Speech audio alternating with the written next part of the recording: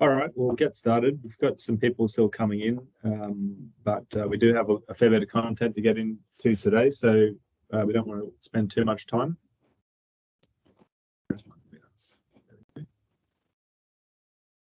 So first of all, just the usual, everyone's used to this, 2 years now. How many online meetings have we now had? I think 7. But the meeting is going to be recorded, and you can find that afterwards on YouTube. So we just ask everyone to mute themselves if you're not chatting, but yeah, feel free to put any comments in the chat, particularly through the sessions. It won't be as interactive some of the early talks, and then we're going to have something quite interesting later on that will definitely be more interactive. So yeah, the agenda today, we'll just do some intros, and then we'll get straight into the content. So we've got a bit of a hybrid event here today with the MelBUG group, and we thought it would just be quite fun. You know, the year that we've had a lot of great content, so we're going to highlight some of that.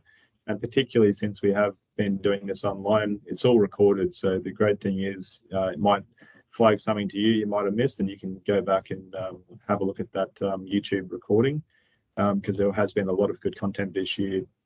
Then we do have a special slot from Fred Mills, who hopefully many of you have seen before, and he can't make it into this meeting. It's about 1 a.m. over there in London, but he's done a special recording that's directly for this group, which I've seen now last night, and it's yeah, pretty good. So that's great.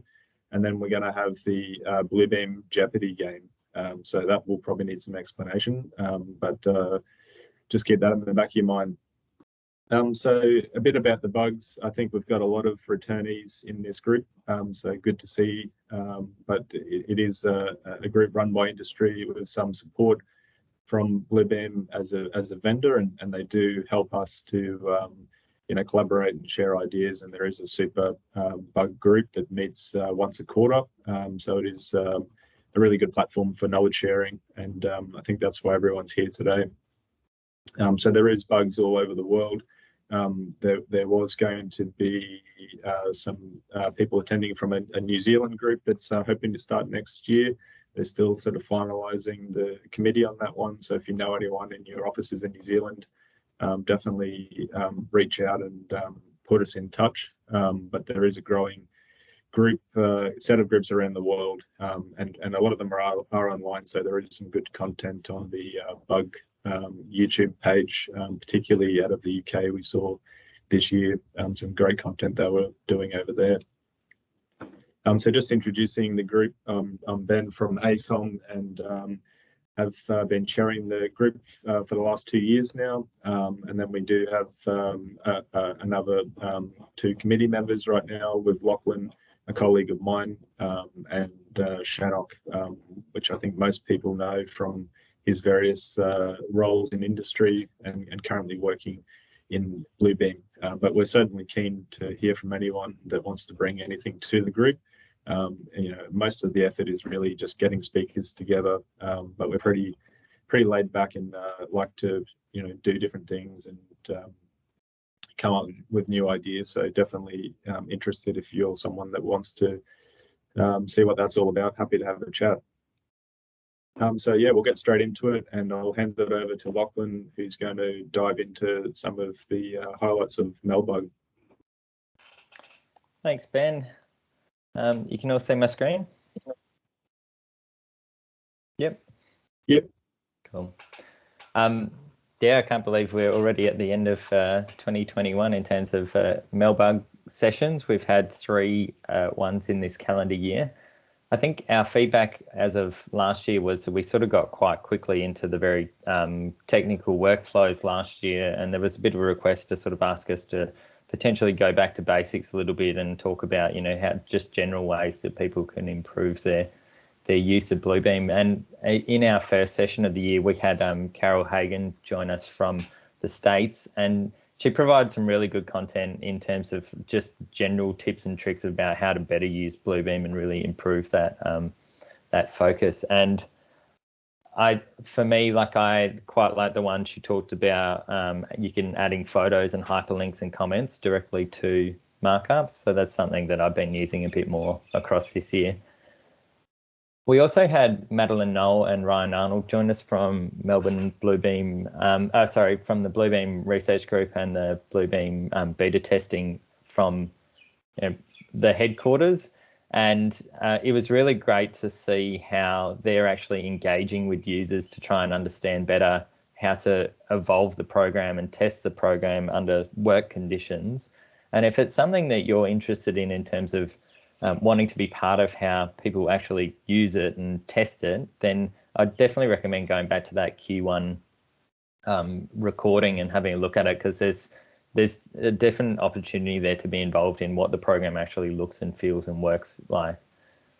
The Q2 session, we wanted to, again, sort of elaborate on the basics element, and we were lucky to have Deepak Mani join us, and he is a bit of a guru within the Bluebeam world in Australia, and we were pretty lucky to have him.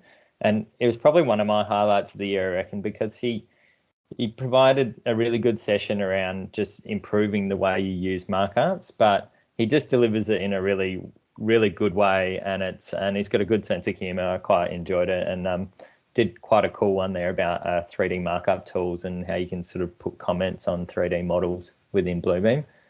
And we also use that session to do a bit of an interactive using Bluebeam studio sessions, which I'll touch on in a tick. Q3, Tim Ward joined us from Grey Puxan Architects, and this was one that's really interesting to me because we work very closely with architects as the work in the engineering space, and it's interesting. They use these they use a lot of Revit and CAD programs, ArchiCAD, which are quite complicated 3D modeling programs, but there's still a need there for actually having a clear, concise way to change what is a way of hand markupping into and communicating that information before you get it into that model space. So it was really interesting to see how they're using it. And again, that's a really practical one where he went through their tool chests and markup tools and profiles, and there's a lot of good takeaways from that one. And Brett Foster joined us from Advanced Precast, and he their workflow they've got around costing for precast is really, really interesting, and it's a good example of how you can effectively take an off-the-shelf program like Bluebeam and really tailor it to your organization, tailor the intellectual property, and make it something that's really quite a powerful program for them that they can quickly turn around estimates. And Megan Johnson from Bluebeam also updated us on XCon, and it was really great to see the XCon went ahead this year, which is the global Bluebeam conference, and to see people like Deepak get up there and represent some Australians on the global scale. So that was also really great to hear. We tried to, one of the difficulties with always being over Teams, I suppose, is trying to get that engagement. So I just want to say thanks for, patience with us when we've done some of these interactive sessions. Early on in the year, we had you provide some feedback to us through a post-it notes on a whiteboard, which was really helpful. We did some polling, and you might remember we did a bit of a game in terms of guessing these 80s movies using studio sessions. Ben will touch on YouTube channel and stuff later, but we're still yet to reach the heights of our December 2020 session where there was 569 views, but who knows, with Fred Mills presenting today, he's got a pretty strong online profile, so maybe we might actually beat that with today's session. But the content's on there, and welcome you to get on there and have a look. And just finally, just want to say thank you to a few organisations and people. Cloud A2K have been really good at, they've supported us with providing some prize packages and some marketing for the group. CAD Group Australia, in where Deepak is, he's donated a couple of books to us this year to hand out as prizes. And of course to the Bluebeam team, who Shannock and Megan, who've been really supportive all the way along with our MelBUG journey.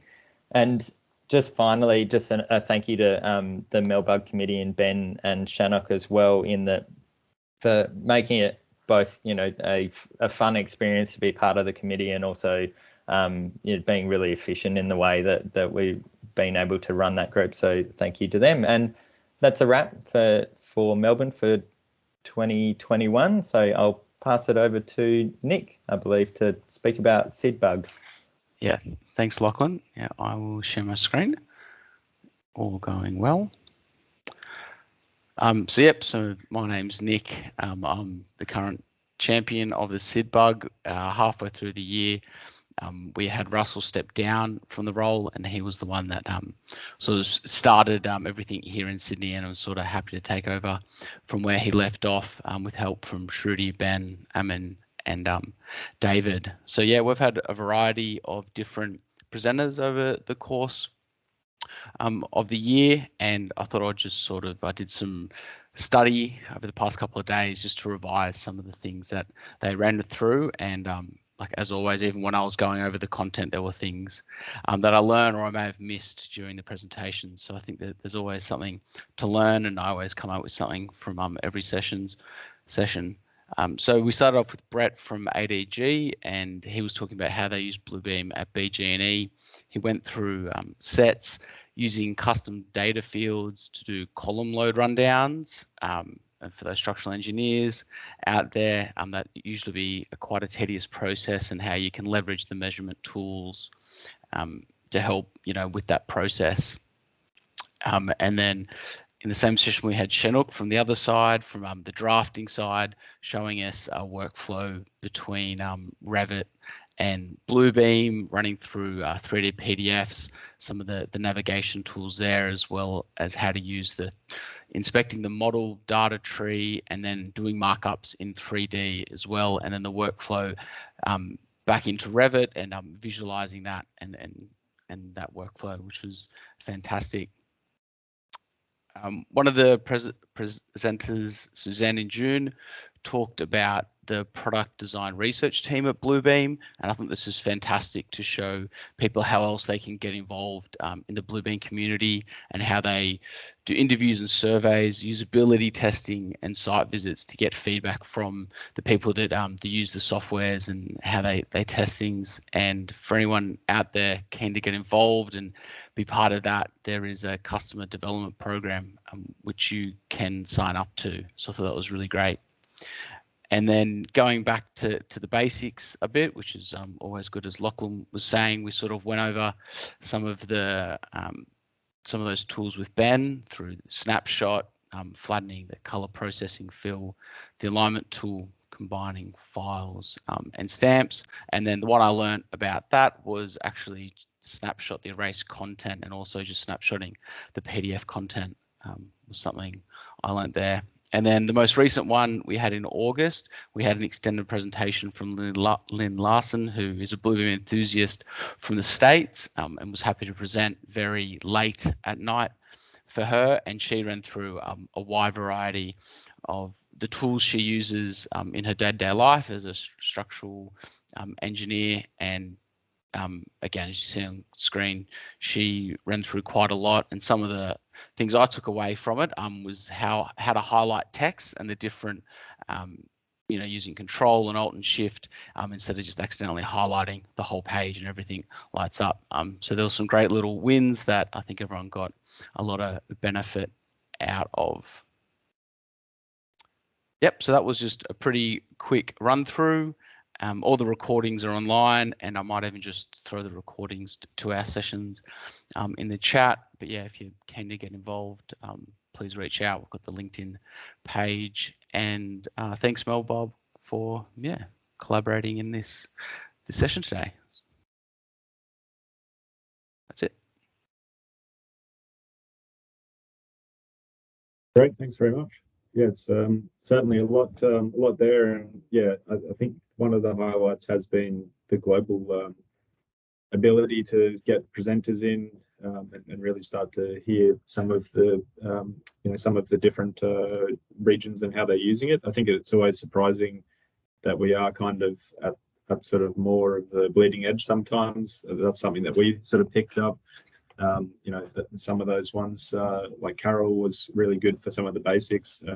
but yeah, it probably wasn't as eye-opening as we had suspected.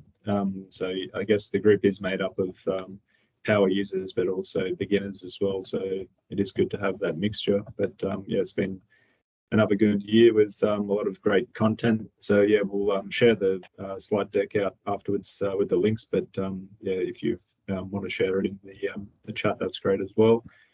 But it's all in that one YouTube channel anyway, so yeah, it's quite easy to find, and yeah, it's good to see a summary of the year. So yeah, now we're going to switch over to the recorded. Oh, I better make sure I'm sharing the sound. I didn't double check that. Check. It's meant to show an option. Yeah, yeah, yeah. Yeah, lucky I checked that, because you might have all been sitting there staring at the image. But yeah, so we're going to hear from Fred Mills now. So hopefully this comes through. Hello, everyone, and thanks for having me today.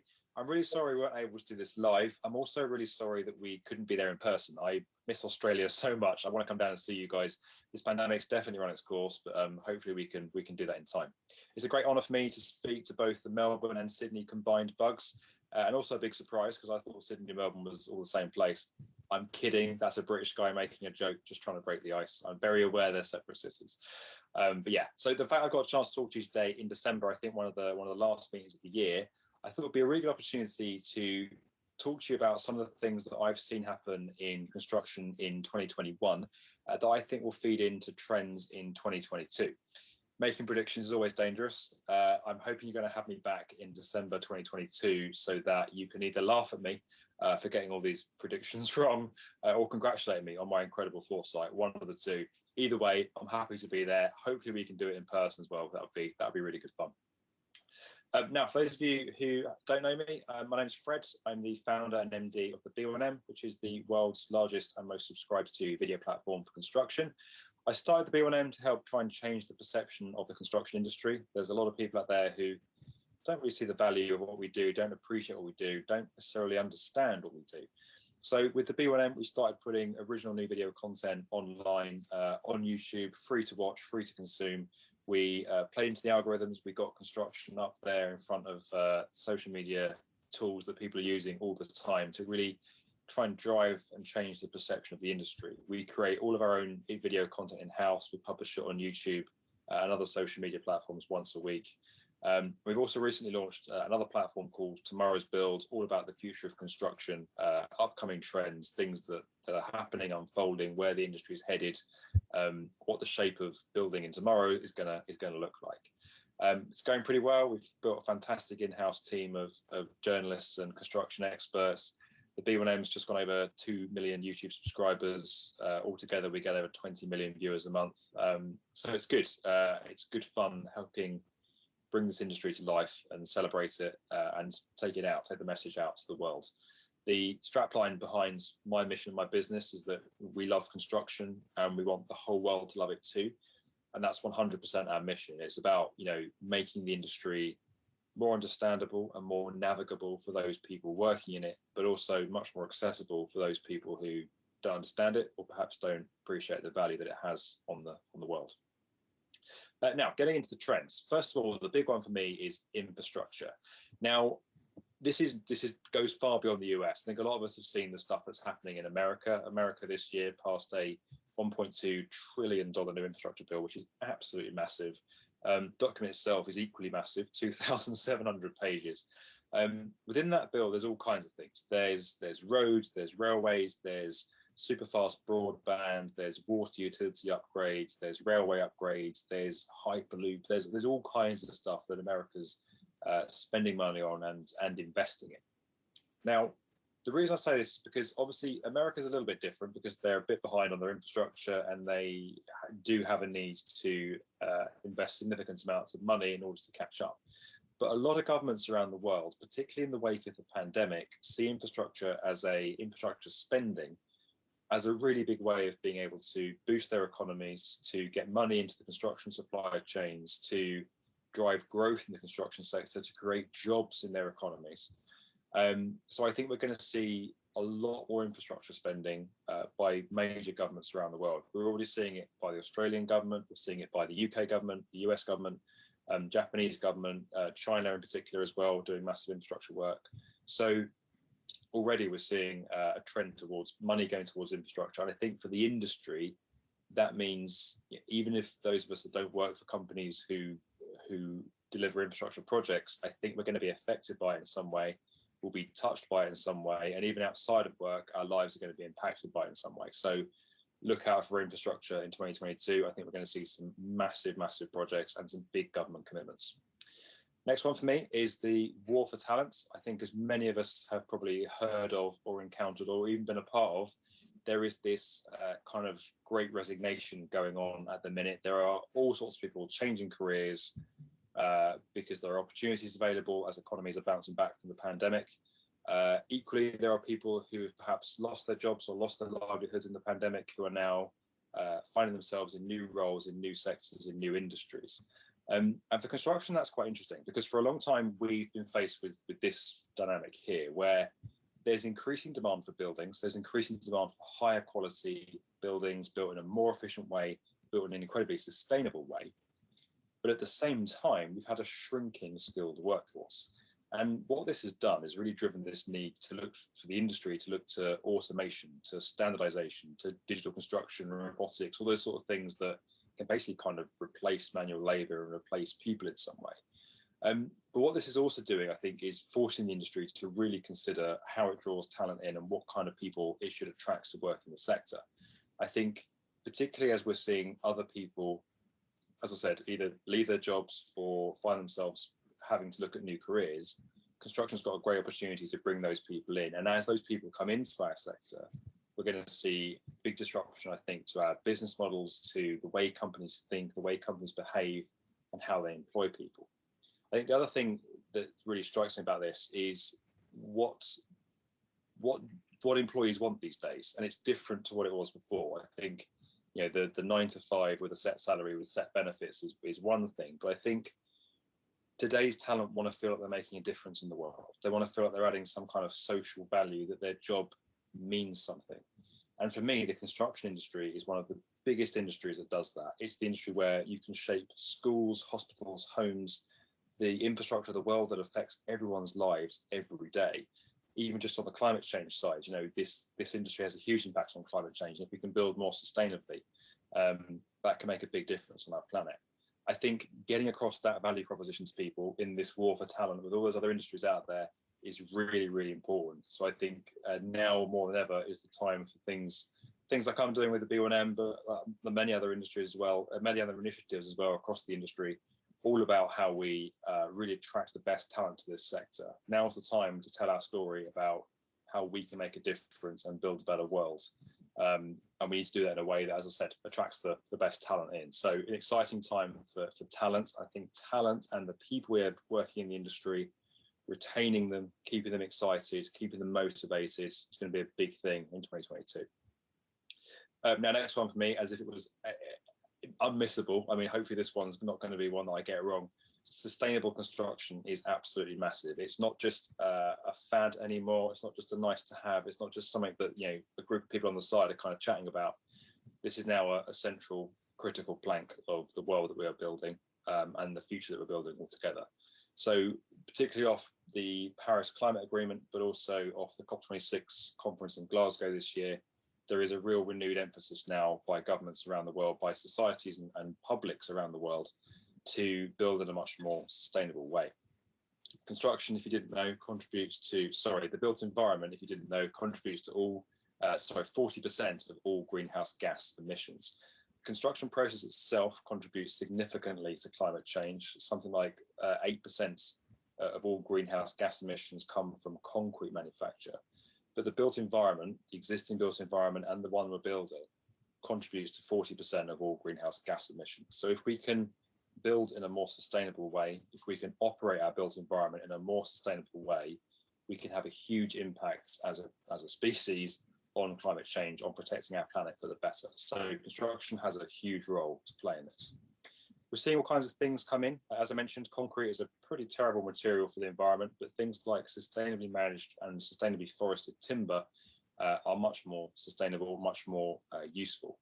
There's been a real demand for timber buildings, particularly as through the pandemic and over the last year, which has pushed prices quite high. But I think that the supply side, the timber construction industry is going to catch up to that demand in 2022. I think we'll see a lot more timber buildings. I also think and this goes back to the point I was saying before about employers, for big companies looking to attract the best talents, they cannot be seen to be building unsustainable buildings. So the likes of Google, Facebook, big tech firms, they're going to have to build in a sustainable way to be able to say that they build in a sustainable way to attract and retain the best staff. So I think the sustainable thing is going to be something that's not just an add-on, that's people trying to tick a box, tick the regulations and get planning approved or things like that. It's going to be a client demanded thing. It's going to be a society demanded thing as we go forward. Already we're seeing this in Australia. So this is the South Bank Barbuda Tower that's been proposed in Melbourne, which some of you may know. The B1M did a video on this with Bluebeam this year. Really fantastic story all about this project. But this speaks to exactly what I'm saying. Yeah, this need for greening, for sustainable living, for that connection to nature in our cities, the kind of biophilic architecture theme. We're going to see more and more of this throughout buildings, throughout proposals in 2022. We're also seeing some crazy projects come to the fore. I want to share this one with you. This is from our Tomorrow's Build channel. Singapore, as a nation, wants to go sustainable. They want to drive their energy from renewable power, but they have no space for things like wind farms or solar power plants, that kind of stuff. So they're building a solar farm in the Australian outback, in the Northern Territory, which is a highly irradiated area, as some of you may know. The sun shines a lot more it doesn't here in the UK at least. And then transport that solar energy from the solar farm in the Northern Territory to Darwin, and then via a nearly 4,000 kilometre undersea cable to Singapore. There are some energy losses along the way, but they see that powering around 27% of Singapore's power by 2030, I believe. So pretty big target, pretty big goal, and a crazy construction project. But I think the kind of thing that we're going to be starting to see more. Maybe not in 2022, but certainly in the years to come. People thinking outside the box like this is going to be very exciting. We're also seeing digital twins come to the fore. So again, this drive for sustainability, to understand how our built environment is operating, getting a handle on measuring our performance so we can learn from that performance, use our built environment in a more sustainable way, and build in a more sustainable way in the future is absolutely key. I think digital twins are going to go from being a term that's perhaps a bit inaccessible to people, a bit kind of geeky to people. It's going to start to become a lot more widespread. And I think people are going to really connect with the value proposition of it in 2022. And it's going to go from buzzword to legitimate tool and approach across a number of different project teams and areas of the industry in the next year. Next one for me, the last one, fourth one, explosion of digital construction. I think we've seen it through the pandemic. We saw people forced to explore digital collaboration tools. But I think now, with the amount of technology innovation in the world and the ongoing pandemic that's forcing people to think outside the box and run their businesses differently, to innovate differently, we're going to see digital construction go to a whole new level in 2022. Now, this is partly driven by remote working. As I said, we've all been forced to be apart, and that's forced us to innovate and think differently. As I said, the pandemic's far from over. We've just had a new work from home order brought back in the UK, so we're not allowed to work in offices anymore. We have to work from home again. So we're back to the same problems. But I think a lot of sectors, a lot of businesses have adapted.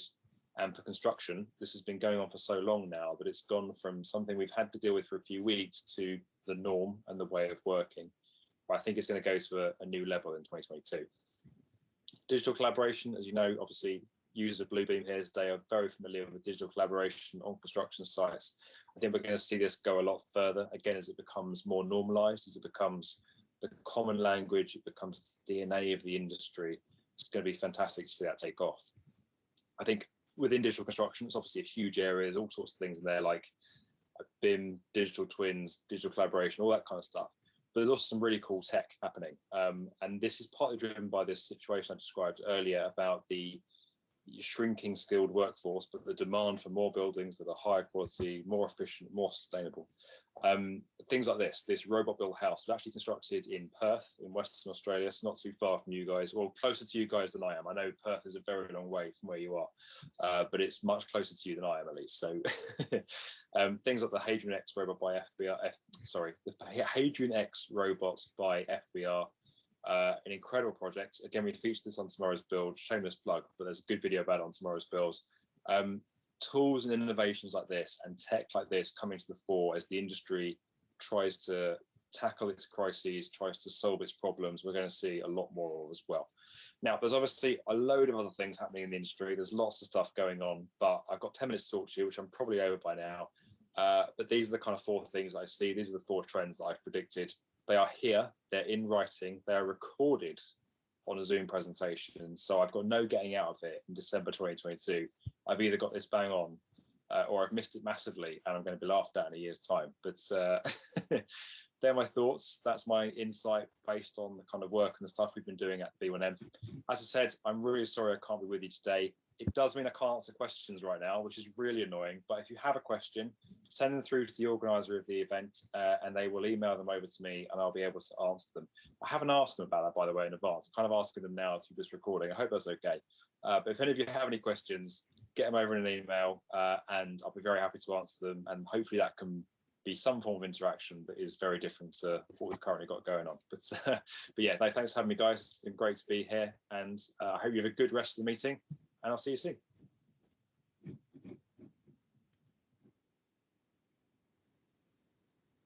All right, that was great. Hope everyone got a little bit out of that. I know I did. It was good to see the summary and yeah, the way he's tailored it.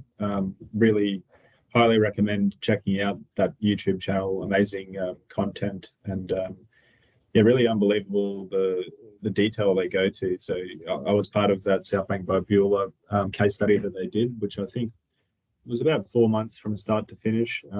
It came together quicker than I expected, but yeah, a lot of effort on their side, a lot of different stakeholders to coordinate. But yeah, the way that they pull that together is really quite impressive, and they're releasing those types of videos every week, which is pretty amazing. But yeah, some really interesting projects that they focus on. So definitely check that out if you haven't, and we'll hold Fred to his word and get him back, and we'll keep note of those trends. But I think he's pretty spot on from what I've seen, that's for sure. That's definitely where people are talking.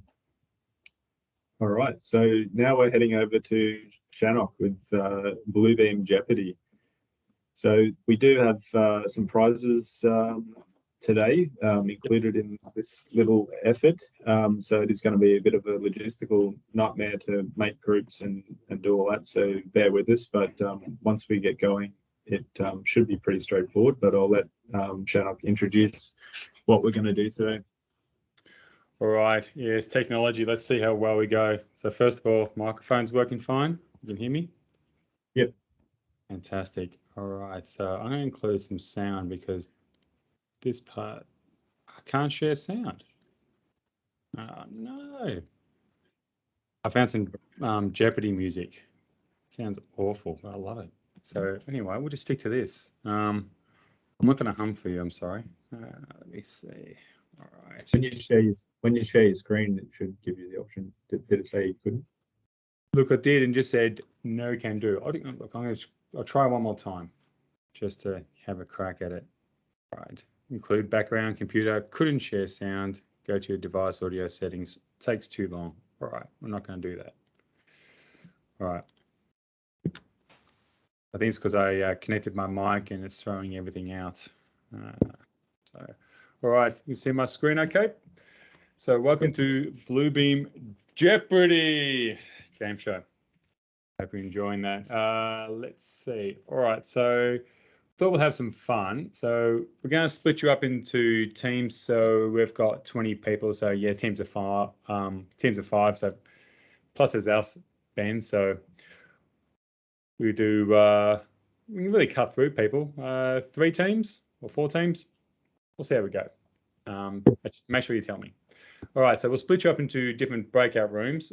Please remember which room you're part of, because we'll need that to then know which prizes to associate to. Because we're all over Oz, I see some people from Queensland and obviously Sydney and Melbourne. So introduce yourselves. We need a team captain. Now, this is important because it's the team captain's responsible for the final answer and also for choosing which question or statement they want to answer a question with Jeopardy. Come up with a Bluebeam name just for a bit of fun. You've got 3 minutes. I was thinking I will take points off if you call yourself the Adobes or I know the Foxit editor or QPDF or something else. And so then we'll close the breakout rooms after 3 minutes, and then we're going to have it open. So then we'll play Bluebeam Jeopardy. So each captain will take turns in picking the topic and the amounts. So you can see them on my screen here. We have the topics across the top, and each of these will say an amount. So just as a reminder for Jeopardy, so the question's in a statement. So lets you use your keyboard to start commands or tools, and your answer would be, what is a keyboard shortcut? So Lachlan's going to be the adjudicator of all this. So he is our knowledge expert, our brains trust, and he has the answers. So obviously the highest number wins. Now, just a little thing on this. If one team captain asks for a certain statement and they can't answer it, you're going to lose points, whatever's been nominated in that cell. Someone else can then suggest that they can answer that. And once again, if they don't get it right, they lose points. If no one answers that one, whoever got the previous last answer will get to ask for the next cell. We have final say. We could make a complete mess of this, and that's okay too. And we encourage you all just to call out in your teams when it's your turn. A bit of chaos is good. All right, so the merch is up for grabs. You saw it on the previous screen. So each person in the winning team will get a prize pack containing these. I'm modeling the t-shirt now. You always need a model. There you go. See? All right. So Ben, do you want to split everyone into groups of, we're at 14, so 3 groups. Yeah. Yep, I got that ready to go. All right. All right. Into 3 groups. Probably somehow throw me into it as well. I can't answer it, but anyway, we'll see how we go with that. Good luck. See you in 3 minutes. So we need some tick-tock, tick-tock, tick-tock.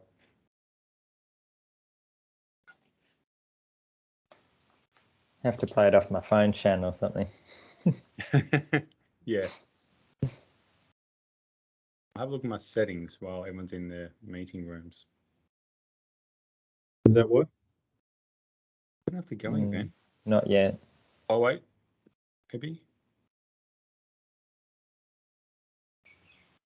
Signed it. Yep, it's got leaving. Unless someone's just leaving anyway.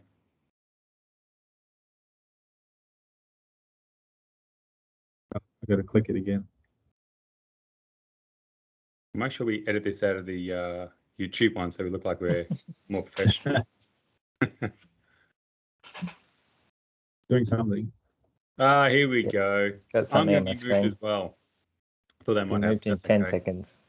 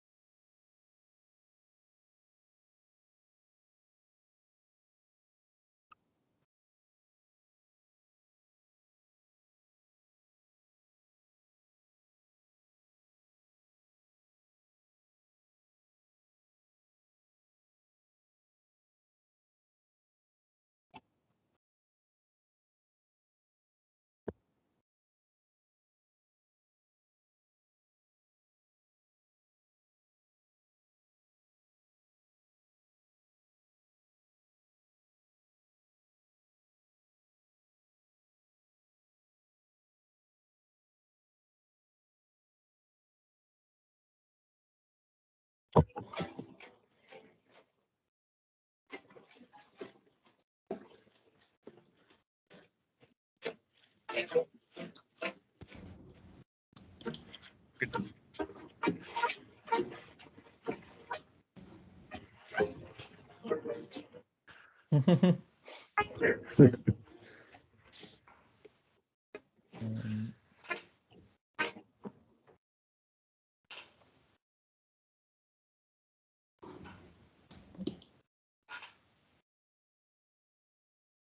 Mike's back. That's all right.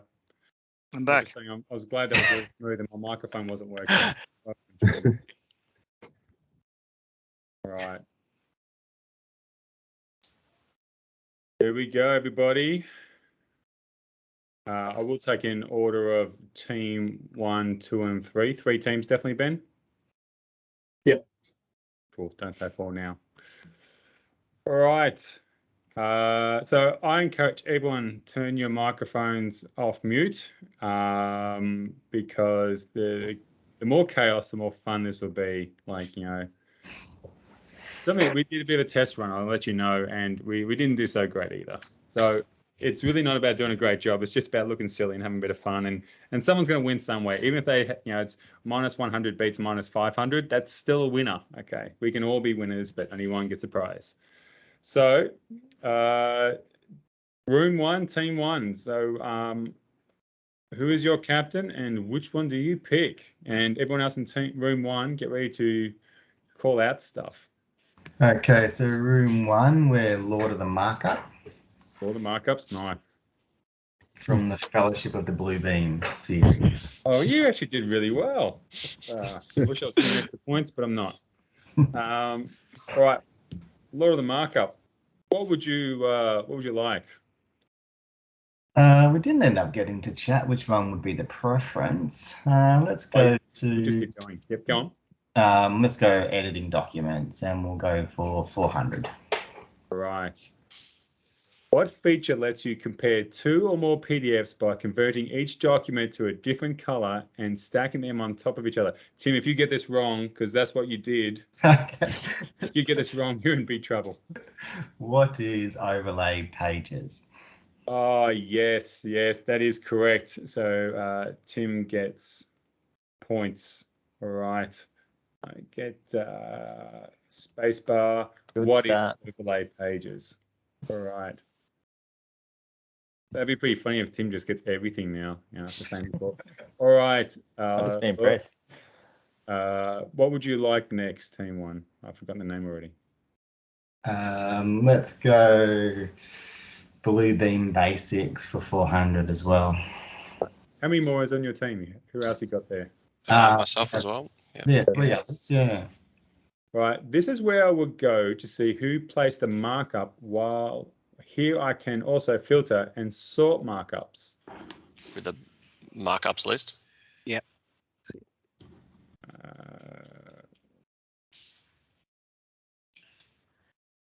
What is markups list? Well done. Wunderbar. Good job.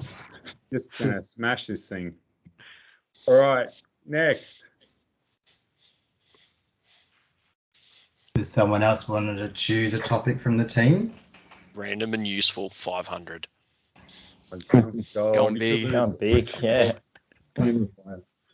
Oh boy. This DMS feature allows me to compile individual drawings from multiple consultants and contractors into one accessible location.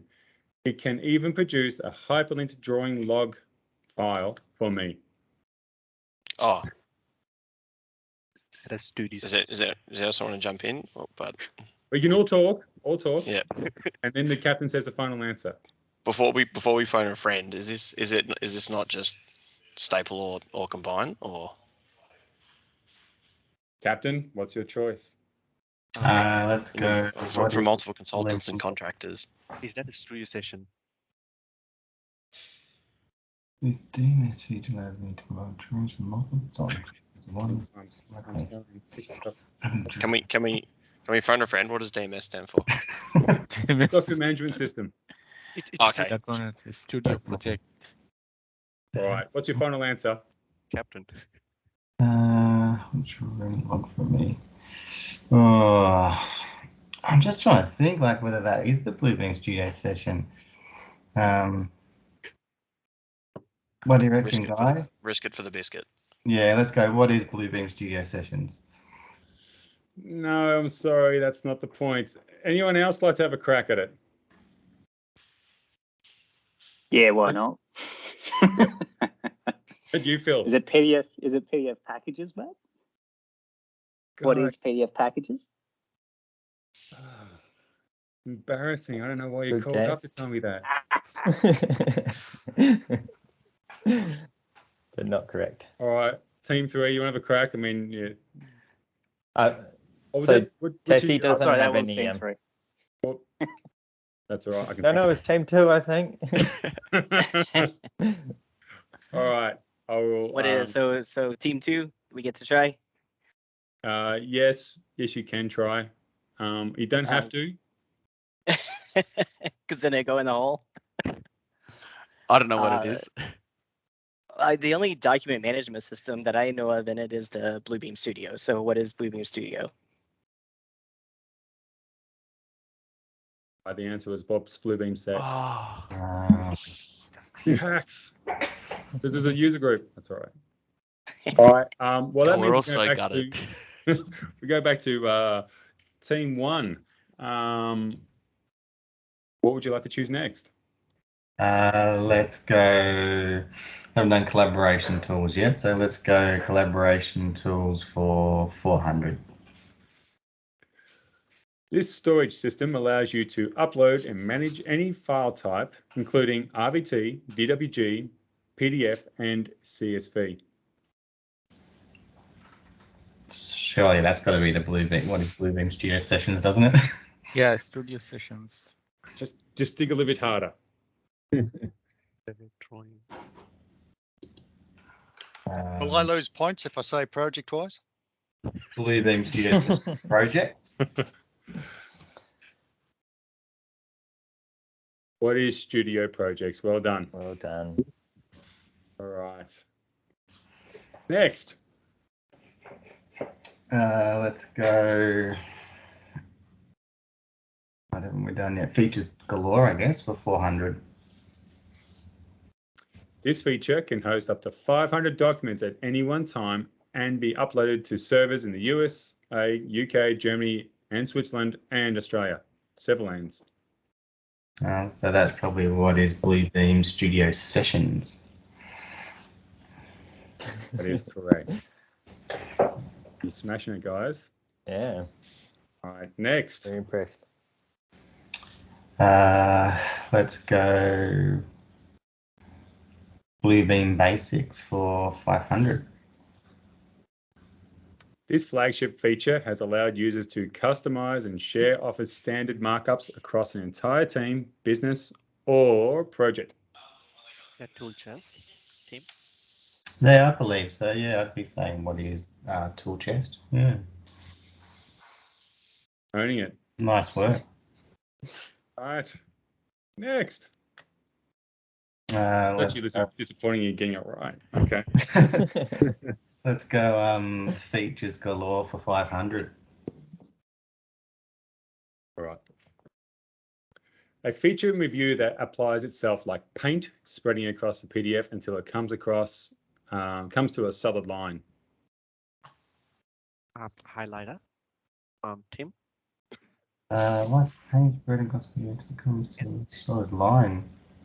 Yeah, we can go for that. Yeah. Yeah. A highlighter. Highlight them? Oh, hang on, no, that's the area tool, isn't it? Yeah, Or isn't it like the bucket Yeah. fill one? it's the field area tool. I'm not sure what it's actually called though. We need It's the the actual one with name. like it's one with like the water.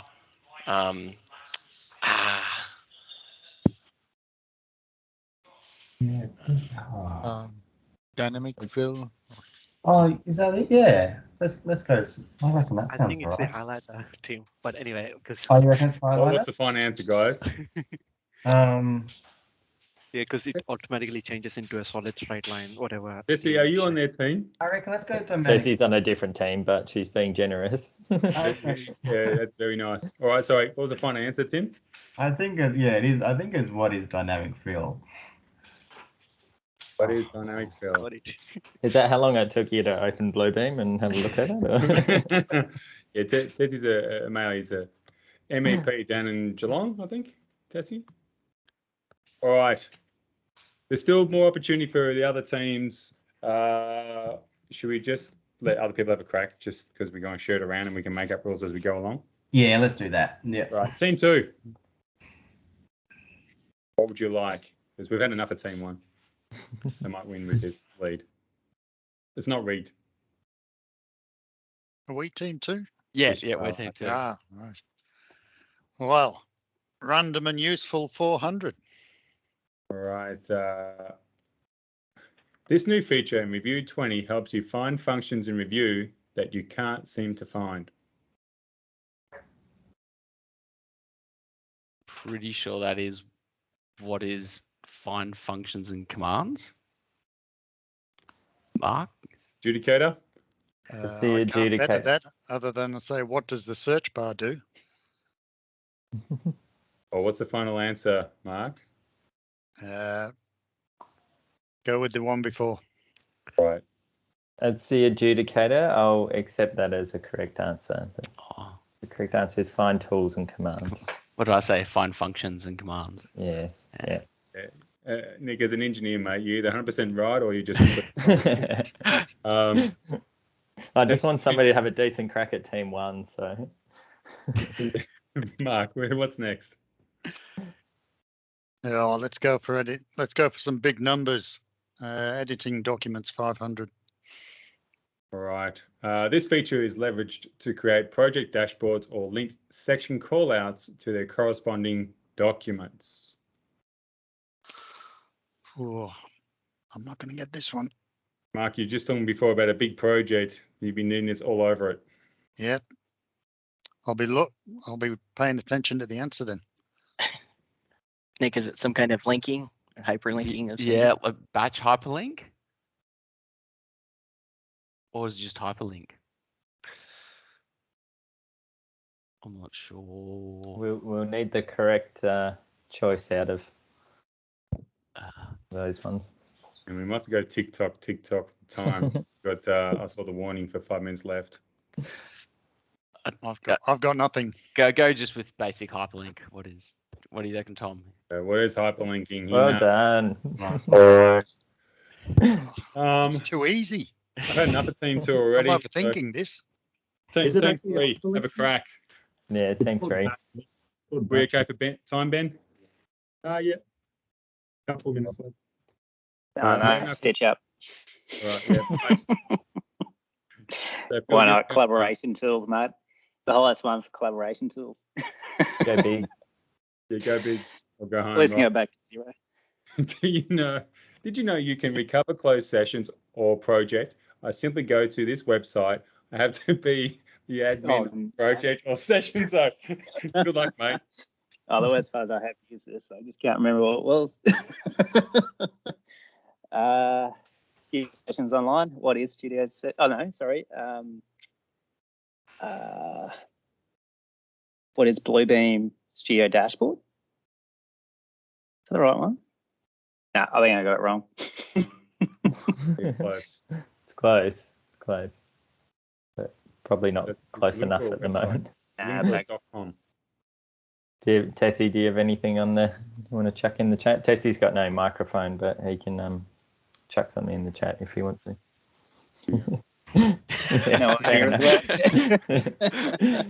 Studio.bluebeam.com. Is it? Who answered that? Team 1. Team 1. Yeah. This is Shonky done. Right. What is studiobluebeam.com? I'm glad you looked that up. All right. Maybe 2 more questions, and I feel that is that all right, Ben? 2 more questions, and we're done. Yeah. Well, I think we've got a clear winner here. Who are we up to now? Team 1 answered. All right. 2 more questions, Team 1. What would you like, Tim? Let's go Bluebeam Basics for 300. A type of PDF generated from native software or scanned where text can't be selected.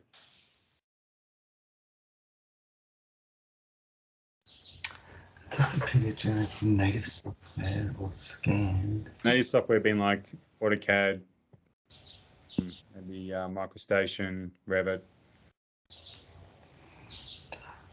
Wikipedia generated native software or scanned. Text copy. So I don't know. Like the only thing I can think of is it's a raster PDF, but I'm not sure if that's the correct terminology for it. I think you said raster. Well done. Well played. Pretty good. Right, that was team 1. Yep. All right. You want team 2? Have another crack at it. One more, and then we'll do one for team 3, and we're done. Team 2. Random and useful 300. Okay. All right. Allows you to change the language of the text in a document. Crikey. I think you're having the wrong way around, Sean. You've got all the hard ones in the middle. Yeah, maybe. Well, the team 1 smashed it. They're all right. So just consider if we're going to change the language, you must be.